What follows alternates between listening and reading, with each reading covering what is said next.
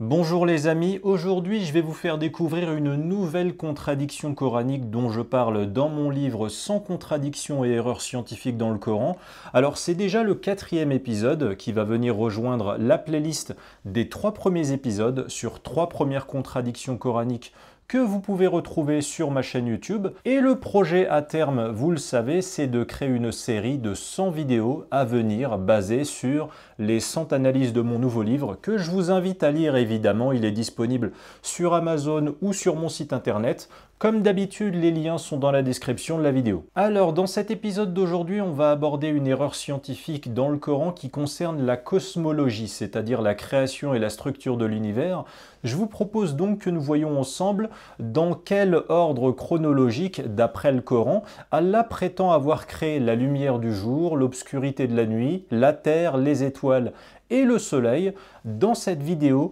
intitulée « Allah a-t-il créé la terre avant les 7 cieux, les étoiles et le soleil ?» Alors, commençons par un premier récit dans le Coran, à la sourate 79, du verset 27 au verset 33, où il est écrit qu'Allah a créé sur terre l'eau, le pâturage, ainsi que les montagnes, après avoir créé l'obscurité de la nuit et la lumière du jour. Cet adverbe chronologique « après », séparant donc 2 étapes, ce qui a été fait avant puis ce qui a été fait après, prouve qu'Allah a d'abord créé la lumière du jour et l'obscurité de la nuit, puis ensuite, ultérieurement, Allah a créé l'eau, la végétation et les montagnes sur terre. Et cet ordre chronologique des événements, pour l'instant, semble plausible. En effet, le pâturage, donc la végétation sur Terre, existe grâce à l'effet de serre et la photosynthèse qui sont produits par l'action du rayonnement solaire. Donc là, pour le moment, quand Allah dit que la lumière du jour existe avant le pâturage qu'Allah a fait pousser sur Terre, ça reste plausible scientifiquement. Mais cet ordre chronologique entre ces deux objets, qui est peut-être hasardeux, car statistiquement, il y avait une chance sur 2 de donner le bon ordre d'origine entre ces deux objets,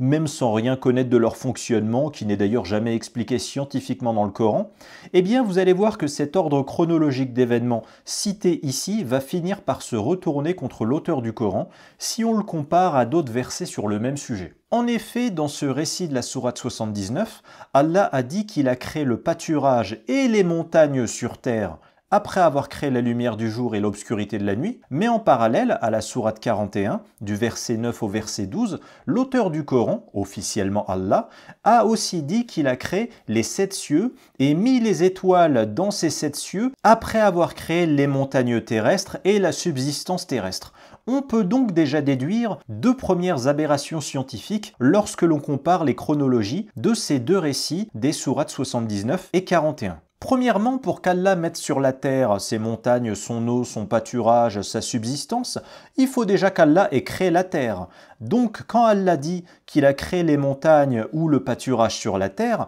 ça veut nécessairement dire qu'Allah a déjà créé la terre, puisque la terre doit bien être présente et exister pour contenir, pour supporter les montagnes et le pâturage. Surtout une terre avec de la subsistance, avec du pâturage, on est forcément sur une forme un minimum finalisée et viable de la surface de la terre, nécessairement, si de l'herbe y pousse. Donc, à partir de là, et au moins de la seule chronologie dans la sourate 41, on constate qu'Allah prétend avoir créé la terre avant même de mettre les étoiles dans les cieux. Or, l'existence de la Terre dans l'univers ne peut pas précéder les étoiles dans la mesure où, selon la science moderne, l'existence des étoiles remonte jusqu'à au moins 13,6 milliards d'années avant notre ère, tandis que la Terre, elle serait 3 fois plus jeune, car la Terre n'aurait que 4,54 milliards d'années. Donc la Terre a été créée bien après les étoiles et non avant. Par conséquent, Allah se trompe dans le Coran quand il prétend que la création de la Terre a eu lieu avant la création des 7 cieux dans lesquels Allah a mis les étoiles, car dans la réalité scientifique, les étoiles existaient et étaient en place dans les cieux, dans l'espace de l'univers, avant même que la Terre ne commence à exister. Ensuite, autre point problématique, au verset 15 et 16 de la sourate 71, Allah a dit qu'il a créé les 7 cieux et qu'il y a mis la lune et le soleil pour y briller. Donc, pour placer le soleil et la lune dans les 7 cieux, Allah a bien été obligé au préalable de créer les 7 cieux. 7 cieux qui, je le rappelle selon Allah, ont été créés après les montagnes terrestres. Et c'est là que les deux adverbes temporels après et ensuite, dans les deux récits que nous avons vus précédemment, sourate 79 et sourate 41, se retournent contre l'auteur du Coran, car en croisant ces trois différents récits coraniques, On peut alors en déduire, chronologiquement, que la terre avec ses montagnes ont été créées selon Allah après la lumière du jour et l'obscurité de la nuit, mais aussi que la terre avec ses montagnes ont été créées avant qu'Allah ne crée les 7 cieux dans lesquels Allah a mis les étoiles, la lune et le soleil. Cette étape chronologique commune qu'est la création des montagnes sur terre, encadrée par des adverbes temporels, permet donc de déduire que pour Allah, la lumière du jour et l'obscurité de la nuit ont existé avant qu'Allah ne mette dans les cieux les étoiles, le soleil, qui est aussi une étoile dans l'absolu par ailleurs, et enfin la lune. Or, comment voulez-vous qu'à un moment donné dans la chronologie de l'univers, la notion de lumière du jour et d'obscurité de la nuit dans le ciel ait du sens et puisse exister alors qu'il n'y a pas encore d'étoiles ni de soleil? C'est ça la véritable question à se poser. Comment la Terre a pu flotter dans un univers où existait déjà la lumière du jour et l'obscurité de la nuit, alors qu'Allah n'avait pas encore mis dans les 7 cieux ni les étoiles, ni le soleil, ni la lune? Donc c'est faux scientifiquement qu'Allah prétende avoir créé la lumière du jour et l'obscurité de la nuit avant même que les cieux ne contiennent les étoiles et le soleil pour y briller. La Terre, selon le Coran, a peut-être été créée avant la lumière du jour et l'obscurité de la nuit, ou en même temps, ou après, peu importe, mais l'élément de comparaison chronologique dans ma démonstration, c'est l'étape de la création des montagnes sur Terre, qui permet de déduire que selon le Coran, la lumière du jour et l'obscurité de la nuit ont existé avant qu'Allah ne mette le soleil, la lune et les étoiles dans les 7 cieux. Or, sans la présence du soleil qui brille, ces deux notions de lumière du jour et d'obscurité de la nuit ne peuvent pas exister, car sans le soleil, la Terre ne pourrait pas tourner sur elle-même et en même temps autour du soleil, ce qui crée le cycle quotidien de la lumière du jour et de l'obscurité de la nuit, car au quotidien, une moitié de la Terre fait face au soleil, ça c'est quand il fait jour, et l'autre moitié de la Terre est cachée par l'opacité de la moitié ensoleillée, ça c'est quand il fait nuit. Le rayonnement solaire crée la lumière du jour, et sur un plan physique, la relation orbitale entre le soleil et la Terre crée aussi l'obscurité de la nuit. Alors pourquoi Allah a-t-il prétendu que la lumière du jour et l'obscurité de la nuit pouvaient exister avant même que le soleil ne soit présent et ne brille dans le ciel? De surcroît, si la Terre et ses montagnes et sa subsistance et son pâturage ont été créés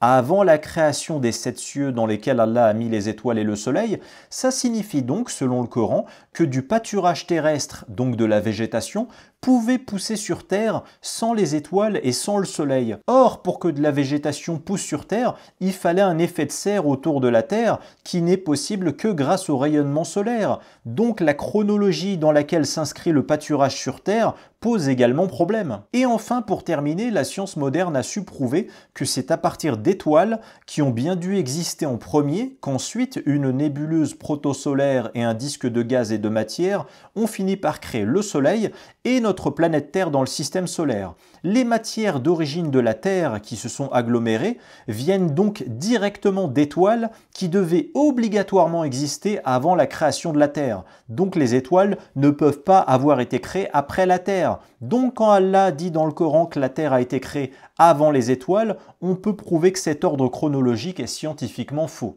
Bon les amis, c'est sur cette conclusion que s'achève mon analyse sur cette erreur scientifique du Coran. Je pense vous en avoir fait le meilleur résumé possible selon moi. Et si vous le souhaitez, vous pouvez retrouver l'analyse de cette vidéo dans mon livre Sans contradiction et erreurs scientifiques dans le Coran. Alors le prochain épisode, le 5e, la 5e erreur coranique que j'analyserai pour vous, sera consacré à une erreur mathématique du Coran. Alors ne manquez surtout pas cette vidéo qui sortira dans une semaine. Mon calendrier d'octobre a été un peu bousculé, mais vous aurez bien sur les 3 prochaines semaines 3 nouveaux épisodes, donc abonnez-vous afin de ne surtout pas les manquer. Je tiens enfin à préciser, comme à chaque fin de vidéo, que cet énorme projet encyclopédique que je veux créer sur ma chaîne YouTube, une énorme playlist de 100 vidéos, 100 cours, 100 analyses sur les principales erreurs du Coran basées sur mon nouveau livre, et ce travail de vidéos d'information et d'analyse critique sur le Coran, il est possible grâce à votre soutien les abonnés. Je remercie donc les différents donateurs anonymes qui,